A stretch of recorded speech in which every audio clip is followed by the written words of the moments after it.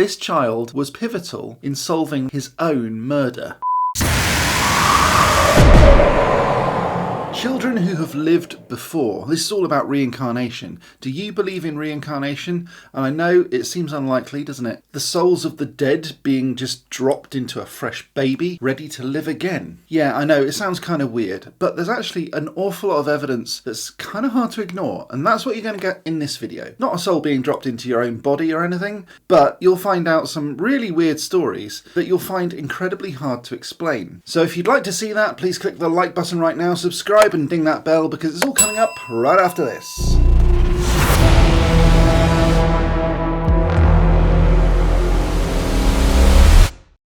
Yeah, new intro, cool, huh?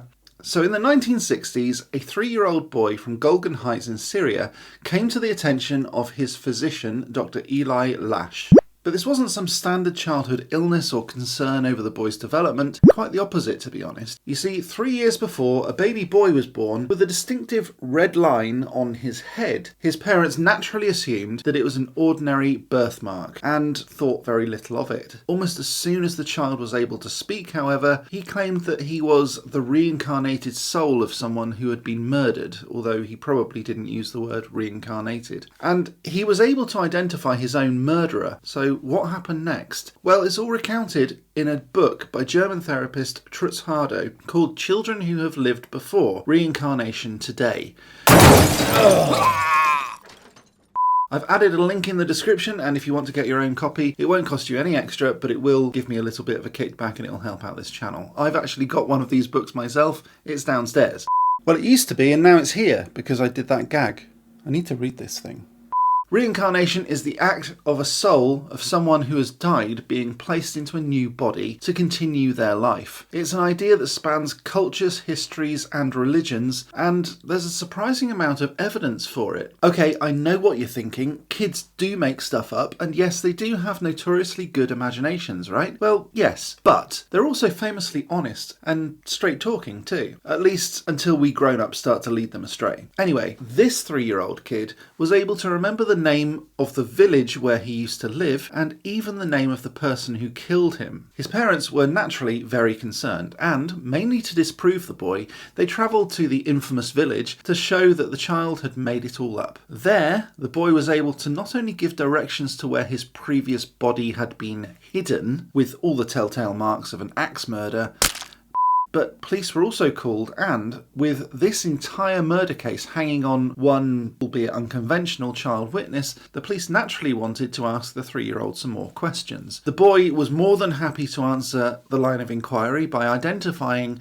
the name of the person who had killed him. Now bear in mind, this 3-year-old had never been to this village before, didn't know anyone from there, and it wasn't even in the media at the time. At least, not in this lifetime. So, I think we can all happily use the word weird here. Needless to say that as soon as the 3-year-old had identified the individual responsible, all manner of new evidence started unravelling that led to the conviction of the 3-year-old boy's murderer from 4 years earlier. So yes, this child who pointed the finger at his own murderer was pivotal in solving what appears to be his own murder. Now this obviously leads to several questions. Was this kid really reincarnated being the major question here? After all, it'd freak out any parent thinking that they've got an adult living inside their fresh-faced child. One thing that has always bugged me about reincarnation, ever since I heard about the idea when I was a kid myself, if reincarnation is real, how does it link into the population growth? Because the population is expanding. Do they just not have a soul? Actually, that would explain an awful lot.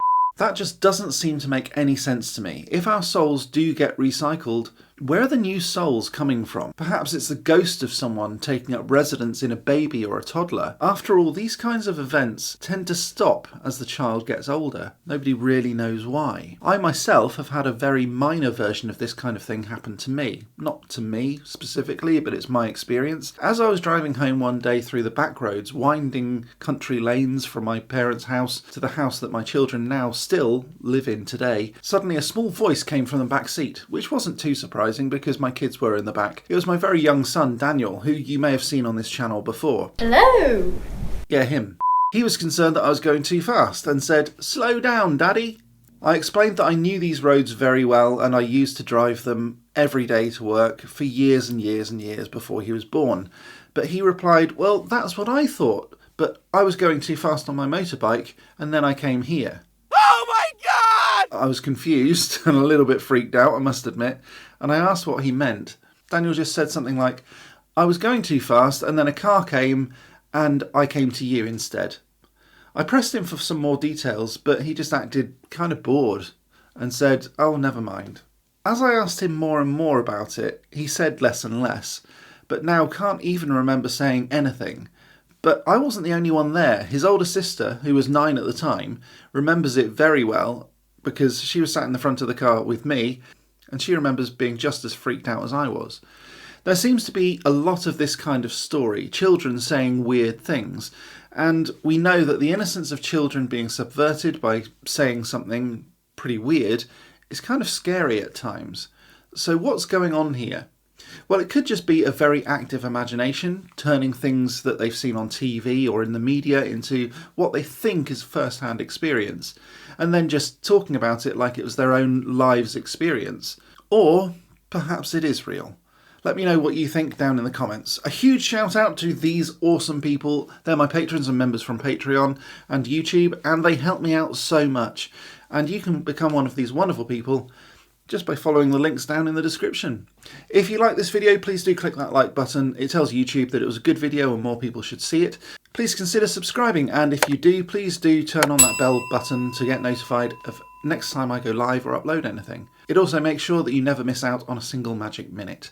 Thanks to Journey Dude for the new intro, by the way. Check out his channel, and again, the link is down in the description. I'll be back next time with some more magical awesomeness, but until next time, as always... Stay magical!